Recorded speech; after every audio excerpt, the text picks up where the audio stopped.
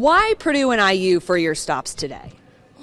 We hope to generate a lot of volunteer effort, a lot of grassroots enthusiasm among young people. But we're coming back. We're going to be talking to people all over the state to the degree that we have time.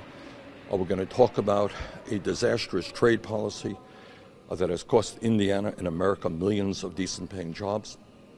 And one of the real differences between Secretary Clinton and myself, I have opposed NAFTA, permanent normal trade relations with China. I want corporations to start investing in Indiana and Vermont and in America, not just in China and Mexico. She has supported virtually all of these trade agreements. How would the proposal of free tuition affect attendance in colleges and universities, do you think? Well, this is what it would do. It would say to every kid in this country, in families that don't have a lot of money, that if you study hard and you take school seriously, you will be able to get a college education regardless of the income of your family. And it will say to those people who do go to school that they don't have to come out of school $50,000 or $70,000 in debt. What we have right now is totally absurd. We need the best educated workforce in the world, not a workforce where people cannot afford to get the education that they need. Why do you think you connect to the younger voters so well? A lot of young people out there today. I think for a couple of reasons. I think young people are very smart. I think the internet has taught a lot of young people about the reality of life in America today. And that reality is that their generation, your generation, will likely have a lower standard of living than your parents for the first time in the modern history of this country. It's the American dream in reverse. People don't want to see that. And they know that we can create an economy that works for all of our people, not just for the top 1%. And second of all, this issue of student debt is just a very, very significant issue. I mean, kids are graduating school, $50,000 in debt. It's taken them decades to pay that debt off. And they're asking, why do I have to graduate deeply in debt? What crime did I commit? That I got a good education? And they know that there are countries around the world that are investing in their young people, that are encouraging them to go to college so that they're not leaving school in debt. We are a week away from the primary, a little less than a week. What's your message to Hoosier voters? My message is it is just too late for establishment politics and establishment economics. The very rich and large corporations are doing phenomenally well. Vast majority of working people have seen a decline in their standard of living.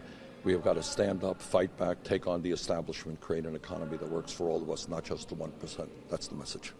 Clinton was here yesterday talking to steel workers in Northwest Indiana. What is your message to the manufacturing industry? For a start, what Secretary Clinton said, as I understand it, is simply not true. The idea that I voted against the automobile bailout is inaccurate. I voted against the Wall Street bailout. Of course I support the automobile industry and the jobs in it. There is very few, if anybody, in the United States Congress who has a pro-worker voting record stronger than me. It's a 98% AFL-CIO trade union record. So I will stand with the workers. We're going to rebuild our manufacturing sector in this country. We're going to end our disastrous trade policies. We're going to raise the minimum wage to $15 an hour, pay equity for women workers, and we are also going to rebuild our crumbling infrastructure and create millions of decent paying jobs. On the Republican ticket in Indiana, Cruz and Kasich are kind of teaming up saying, vote Cruz to stop Trump. What's your thoughts on that? I have no thought. I mean, Republicans will do what they will. My own view is that it would be a disaster for this country to see a Republican in the White House. You have a Republican Party now, which essentially, for many of them, want to cut Social Security while they want to give tax breaks to billionaires. They support these unfettered free trade agreements, many of them. They want to cut Medicare, cut Medicaid. That's not what this country needs right now. After yesterday's results, you said you're not backing down, you are not dropping out. Why? Well, we are in this race to win. We understand that our path to victory is a narrow one, but it is a possibility, and I'll continue to fight. This country needs a political movement and a president who are prepared to take on the establishment and the big money interest.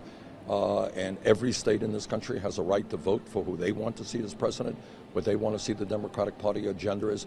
We're not going to quit. We are in this race to win. We are in this race to win every delegate that we can. We look forward to winning here in Indiana next week. So when Hoosiers walk in, the last thing you want them to hear, tell them what that you want to hear as they walk into the polls. That it's time for real change in this country, and establishment politics and establishment economics are not going to do what we need to see done in this country. Thank you so much. Thank you very much.